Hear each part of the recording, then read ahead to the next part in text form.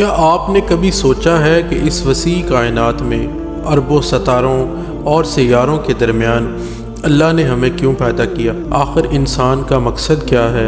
اس video میں ہم ایک ایسے سوال کا جواب تلاش کریں گے جو صدیوں سے ہر دل میں گونج رہا ہے، ہم یہاں کیوں ہیں؟ یہ سوال ہر انسان کے دل میں آتا ہے کہ ہم اس دنیا میں کیوں آئے؟ یہ کائنات اتنی وسیع ہے اور اس میں بے شمار مخلوقات ہیں، پھر انسان کو ہی کیوں اشرف المخلوقات کہا گیا؟ اللہ نے ہمیں خاص مقصد کے ساتھ پیدا کیا اور اسی مقصد کو سمجھنا ہماری زندگی کا سب سے اہم کام ہے۔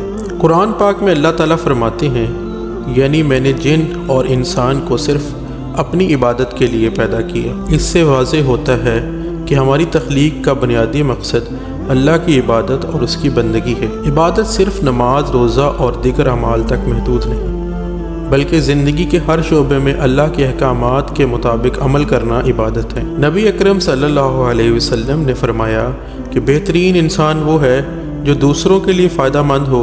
یہ ہمیں بتاتا ہے کہ دوسروں کی خدمت بھی ہمارے مقصد کا حصہ ہے۔ انسان کو اللہ نے دیگر مخلوقات سے منفرد بنا دیا، ہمیں عقل و شعور عطا کیا، ہمیں اچھائی اور برائی میں فرق کرنے کی صلاحیت دی گئی، ہمیں ارادہ اور انتخاب کی آزادی دی گئی جو ہماری آزمائش کا حصہ ہے۔ اللہ نے انسان کو زمین پر خلیفہ مقرر کیا، یعنی اللہ نے ہمیں زمین کی ذمہ داری سونپی۔ اس کا مطلب یہ ہے کہ ہمیں زمین پر عدل و انصاف قائم کرنا ہے، اس کی دیکھ بھال کرنی ہے اور اللہ کے احکامات کے مطابق زندگی گزارنی ہے۔ قرآن مجید میں اللہ تعالیٰ فرماتے ہیں، یعنی زندگی اور موت کو پیدا کیا گیا تاکہ آزمائش ہو کہ کون بہتر عمل کرتا ہے۔ یہ دنیا ایک امتحان گاہ ہے اور ہماری کامیابی یا ناکامی کا فیصلہ ہمارے اعمال پر ہوگا۔ اللہ نے ہمیں نیک اعمال کا حکم دیا اور برائیوں سے بچنے کی تاکید کی تاکہ ہم آخرت میں کامیاب ہوں۔ ہمیں اپنی زندگی کے مقصد کو سمجھ کر اللہ کی بندگی کے راستے پر چلنا ہے۔ ہمیں دوسروں کے لیے رحمت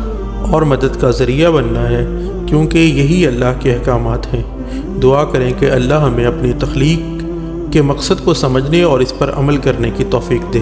یاد رکھیں، ہماری اصل کامیابی دنیاوی کامیابیوں میں نہیں، بلکہ اللہ کی رضا اور آخرت کی کامیابی میں ہے۔ اگر یہ ویڈیو پسند آئی تو اسے لائک کر دیں، شیئر کریں اور کمنٹس میں بتائیں اپنی رائے کے بارے میں۔